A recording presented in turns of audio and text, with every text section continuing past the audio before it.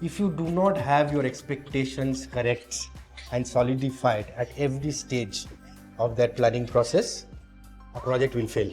The thing that about leadership that I have learned over a period of time is that I'm just a situation.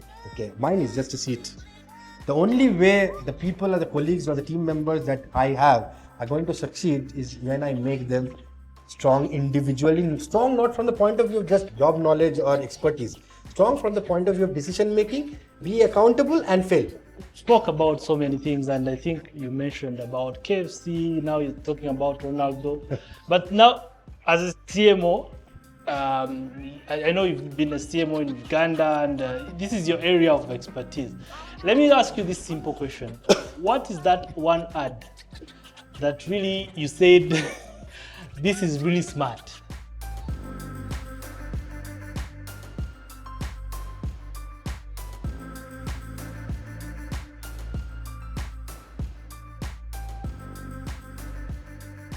Welcome to Yellow Talk. This is another episode where we talk about leadership, business, and other updates we need to give you. And we have different speakers. Today, I'm having an interesting guest, and we're going to be discussing something that so many people and business relate to, which is execution. It's one thing to have strategy, and it's another thing to have execution. And today, I'm joined by someone who sits at the center of digital innovation and transformational growth here at MTN Rwanda. This is none other than our Chief Consumer and Digital Officer, Mr. SomDev. David, thank you so much. Welcome to Yellow Talk. Yeah, it's my first welcome to any podcast. So thank you, David, for bringing me into the world of podcast today. It's my pleasure.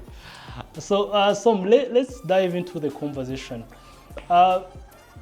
Like I just introduced you, it's one thing to have a strategy, good strategy. We see people presenting great graphics, and it's really nice to have it in the boardroom. But when it comes to execution, sometimes these strategies fail. From your experience, why do you think that happens?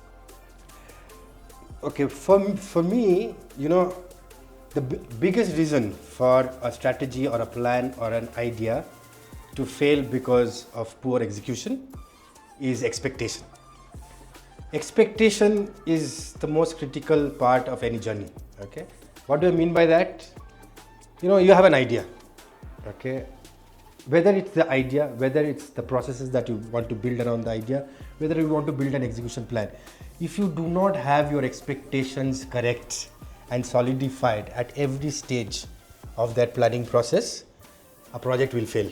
Okay, and that's where every time when we get into a situation wherein we believe that we had a great strategy, we had a great plan, but somehow at an execution level we are not performing as we expected us to be, is expected us, because that expectation that we had. Okay, just to give you an example.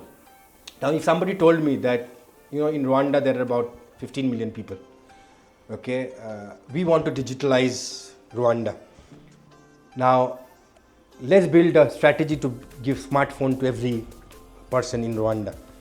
Now, what is that expectation? Today, say in Rwanda, about 40% of the people who use phones can use smartphone. Should my expectation be in 1 year I will make it into 80%? Now, if that is the expectation, maybe we are going with the wrong expectation, right? Yeah. So, there are realities in everything that you do.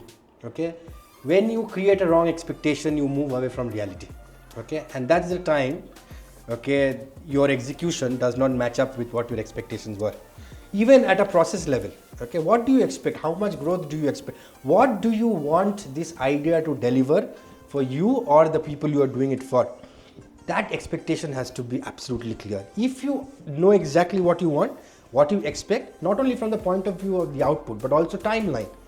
Okay, if you have a great idea, in how much time do you think it is going to give you fruits, start giving you fruits? Okay, if you have an expectation that it will start delivering you immediately, it's not going to work. Now, what happens when you set wrong expectations at the top, at the idea level, at the strategy level? Then you start creating processes which do not have practicality. And once you build processes which are not practical, what happens to the team? They are unable to execute because things just don't work out. So expectation in my mind is the most critical one. Set the right expectations when you think about something, when you build processes around something, and then when you execute and the team executes, the correct expectations has to be set across levels. I love that. And I think one thing is for sure, you'll be playing with reality versus expectations. So let's be more practical now. With the case of MTN, I think there's some initiatives like Guamo. By the way, you know the song Ngwemo Chango Nakaremo. It's really one of my favorites and initiative. And to me personally, Guamo and Desa, that I consider that successful. So if something, maybe as a company, from your area of expertise, if something like that, we plan it and maybe customers don't respond to it, what do you think is the reason why they maybe don't respond to an initiative like that? So, for us, when you talk about Guamo as a product or Desa Day or anything that we do, okay, again, it goes back to expectation, right? What is that need, okay, of a customer or a person that you're trying to address, okay? If you're not very clear of that, okay, what will happen? You will end up creating something which looks very good to you, but may not be necessarily good for the people you want to give it to or the customers that you want to give it to.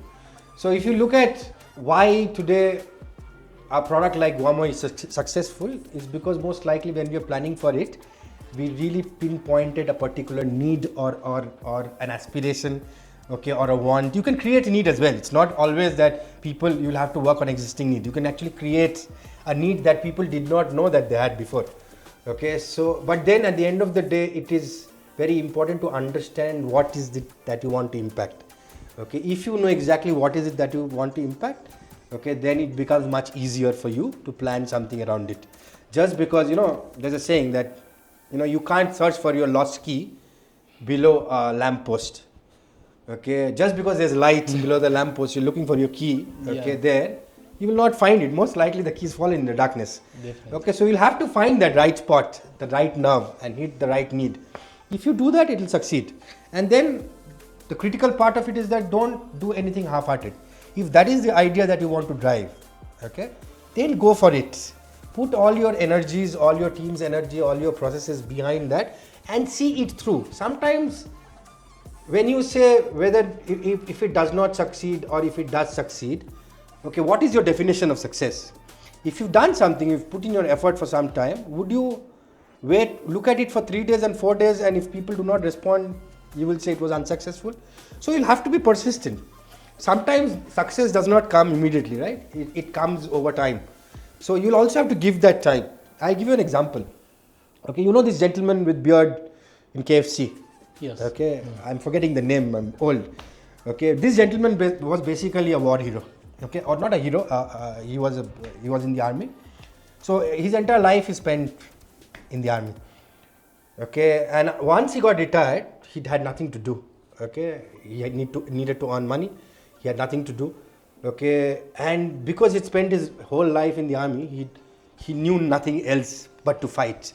So when he retired, now it was a problem for him. So he wanted to think about what is it that one thing that I can do, I can sell, I can have my business. So he remembered his mom used to make an amazing fried chicken. Okay, so he said, I can cook that. I know the recipe, I can cook that. And then he started cooking. He fried those chickens. Okay, he opened up his shop, nobody bought. All right.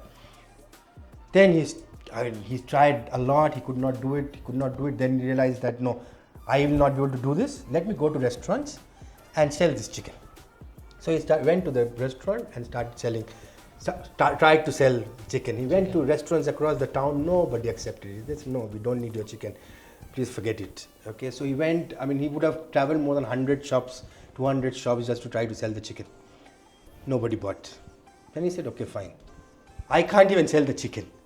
Can I at least sell the recipe? Okay, so he now started going around restaurants saying that I don't have to buy the chicken. Okay, take my recipe. But he said, what will we do with the recipe? What money can we pay you for the recipe? He said, don't worry. Take this recipe. For every one chicken you sell, just give me 1 cent. That time and now, I understand KFC still earns 1 cent from every chicken that is sold that was really smart. across the world. Okay, Yeah. so that's the power. One, idea. Two, persistence.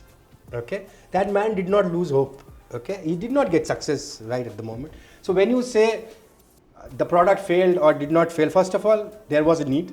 Okay, there was a powerful idea. You will have to have it. You will have to understand that there's a need. Okay, it is good for the consumer or customer, and then be persistent. Go with a plan, be persistent, you will succeed. And in the case it does not succeed, it's just a failure. You learn from it and move on to your next idea. I love that. Shout out to KFC, by the way. I love your chicken.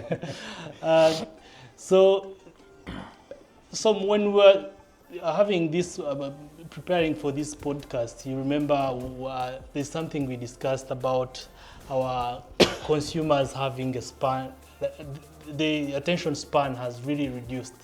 And people love short, like things that are very fast. You see TikTok, Instagram, these short video. And I don't even know if we have someone watching this video till to the end. How does like a business stay relevant in this world where the attention of our customers has really reduced? Okay, so firstly, this is where people will start hating me. Okay. How? Somehow we have learnt or we have taught ourselves that this digital world is the entire world. Okay, and everybody is on TikTok, everybody is on social media, everybody is on Facebook, but that's not true. Okay, firstly, I think again, go back to and understand the reality. Let's take an example of Rwanda. Okay, in Rwanda, only 1 out of 3 person can be digital. Okay, can have a smartphone. Okay, there are many more people who do not have access to digital services today. So they still depend upon TV, radio, Mainstream, messages, mainstream media, right? Yes. So the thing is that firstly, I think this sense that everything that organizations are doing or organizations should do are now limited to those short clips, short videos. Of course, they're important. It's engaging. It's fast growing. Okay, but the reality is that you need to balance both out. So there are people who are also looking at traditional media where you can spend more time. Now coming to people who have already moved to our smartphones or already moved to clips, I think you will have to hit the bullseye at the first second. When you have an idea, when you want to communicate, okay, how can you stop the person from scrolling back or scrolling ahead? Okay, is very, very important. Okay, so you must come with a plan, or your product, whether it's your product or your communication or what you want to say, has to be strong enough to make that instant click to say, no, let me go through the whole thing. Yes. Okay, that is very, very important. Okay, so thus it makes us as a marketer, it makes us really, really far more agile, okay, far more targeted. Okay, when we plan things, we'll have to be very, very careful as to what we are doing. It cannot be a drab. When we plan communication, when we plan advertising, okay, we'll have to be very clear as to what we want to talk about. Let's give an example. In MTN, we're now saying what? Nicho jihe.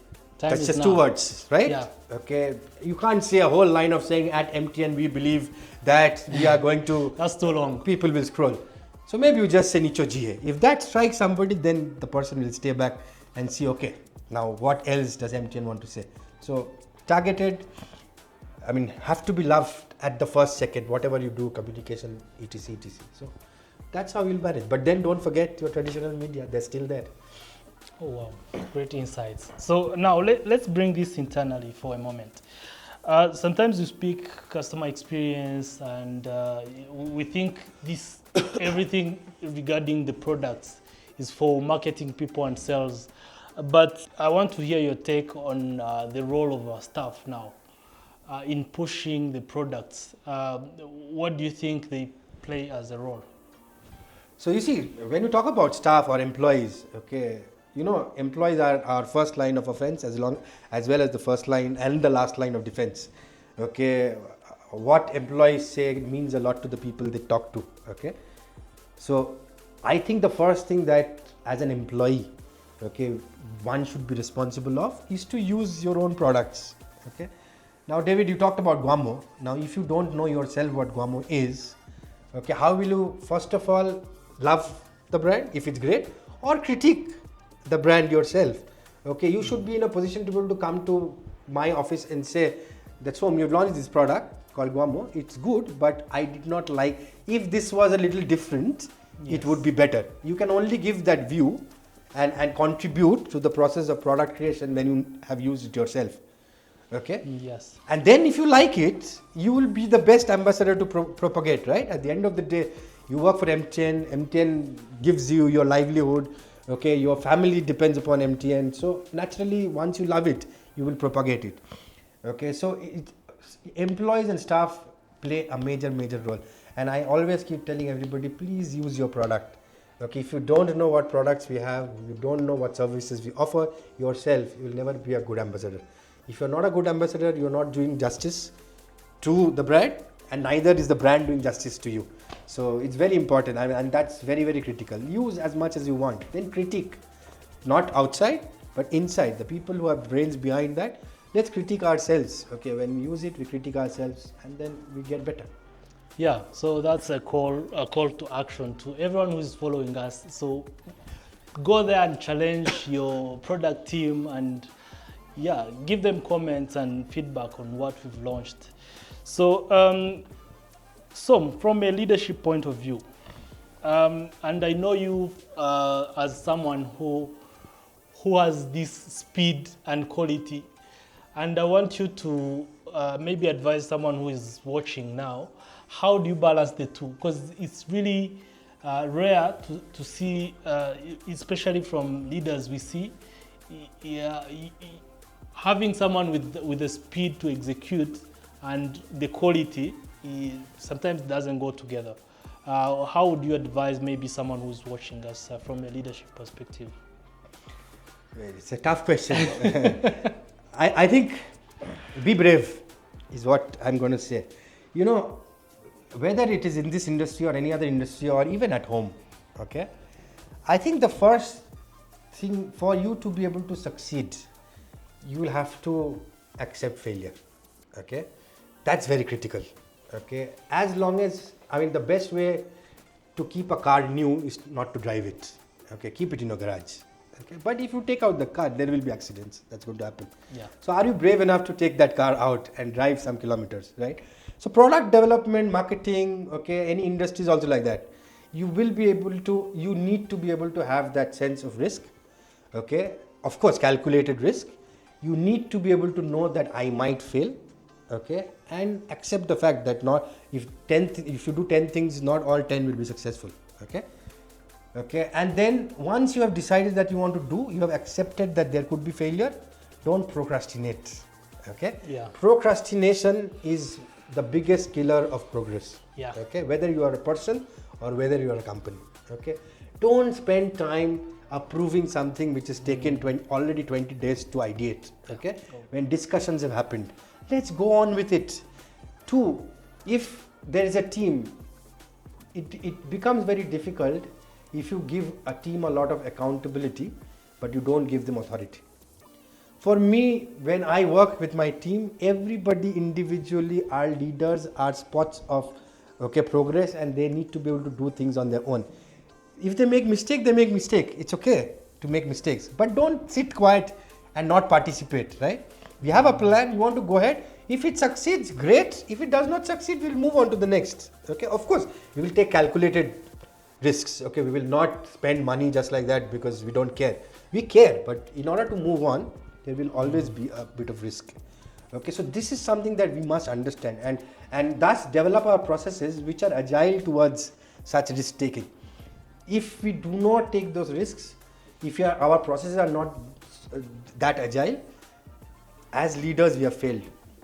Okay, if we have thought about something, straight ahead decide, okay, this is something that we're going to do.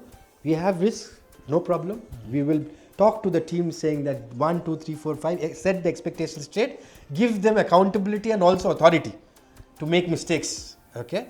Problem is that many a times we'll end up giving authority to success, but we don't give authority to failure to our people. let everybody do 10 things and fail.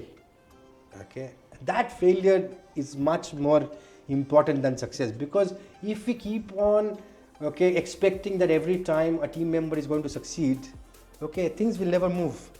Okay, we cannot be skeptical about the team that we have. Okay, a part of the leadership the thing that about leadership that I have learned over a period of time is that I'm just a situation. Okay, mine is just a seat. The only way the people or the colleagues or the team members that I have are going to succeed is when I make them strong individually, strong not from the point of view of just job knowledge or expertise, strong from the point of view of decision making, be accountable and fail. Yeah. Let people learn to fail and let leaders learn to accept that they will fail. The day they can accept that they're going to fail, believe me, you will move with a lot of speed. Yeah, that's actually challenging, and it's people have not normalized failing, and it's part of the journey. And if you keep failing, you will end up. I'll tell you something that somebody told me long time back, and it has kind of stuck to my head. I'll ask you a question. What kind of people in this world are the most successful people and earn the most amount of money and get most amount of wealth? Well, sportsmen, movie stars, correct? Celebrities, right? Why do you think they earn so much money? Because of agility you're talking about, or the agile? You tell me what you feel. Now let me ask you questions on the podcast. Why do you think a Ronaldo is a Ronaldo? I think it's how he positioned himself from how we know him, but maybe. Okay, you are now trying to guess the answer, but most people would say he's skillful, he's brilliant, he's the best in class. Everyone is good at, most people, they say they claim to be good at soccer, but Ronaldo has positioned himself. I'll tell you what this gentleman told me, and still it's stuck in the head. A person is successful. The most successful people, the one quality that they have is that they can take success and failure at the same stride. Ronaldo scores goal today, he's God. The next day he misses a penalty, the world is shouting at him. If Ronaldo misses a penalty in the World Cup semi-final, it is going to become what? Yeah. Okay, worst thing. It goes viral. A movie star, gives a great movie. He is like God or goddess. The next day, he is found having some affair, and newspaper, news breaks that he has done something wrong. People are cursing him or her. But that man or that lady takes that success and that failure, at the same light. He or she still walks out in public, with a head held high, walks around. A person who can take failure and success at the same level is going to be successful. So if it's a person or a team, a team that can accept success and also accept failure is going to be successful. That's the trick of being successful in life. Look at every successful person who's better than you. They have had failures and they have had successes. They don't jump around with success, neither do they go home and cry and fall into depression when they have failures. Yeah. So when you are a leader, if you can follow this principle with your team members. Well, I agree with you. I totally agree with you, because we tend to see people in their success angle and we forget about the failure part. So we spoke about so many things, and I think you mentioned about KFC, now you're talking about Ronaldo. But now, as a CMO, I know you've been a CMO in Uganda, and this is your area of expertise. Let me ask you this simple question. What is that one ad that really you said, this is really smart? I'll let you think maybe about From any industry or from what I have? Any maybe. I can't see any ad better than what we have done over the years as MTN, but it's very difficult to say. And the problem is that the one that I think of, most people will not know. That's the problem. Let me try and find the one that okay. And this is not a private company. This is not Nike. This is not, okay. This is not a big company that we all know. When I was in India, when I was growing up, when I was very small, okay, the government of India, okay, came up with a line. There was a time when the government believed that they needed to control population or encourage people to control population. They came up with these two lines, okay, hum do, hamara do. Which What does that mean? Okay, so it sounds nice, right? Hum do, hamara do. Very simple line. Hum do means we are two. Hamara do means we have two. So basically what it meant was, as parents, we are two and let's just have two children. Okay. Okay. Those two simple words, and it was not a corporate, okay. It was not a corporate. They just went village to village, okay, simple postering, okay, not glamorous ads, etc. But the power of marketing and advertising, not just about creating great videos and creating great storylines, is the power of bringing everything to those two simple lines. Hum do, hamara do. We are two, we should have two. Okay, and even today, it's been what, almost 40 years government did that. Even today, anybody in India said that, or somebody told them this, they would know what they're talking about. Family planning. Okay, simple but just amazing. Wow. Hamdo, Hamara do. Hamardo. And which we should all follow. I have lost my age, but you must, as a young man, follow. Yeah. Two of you and just two. I'm learning something new today. So, Som, thank you so much. I think we've talked a lot about the strategy, execution, and we will now leave it to our viewers to now let us please comment, tell us what do you think? Tell us your insight, give us comments, and Som, thank you so much. Thank you, This was David. Thanks a lot. lovely. I hope you'll be available again when I invite you. Anytime. Thank you. Anytime. Thank you so much. This is Yellow Talk.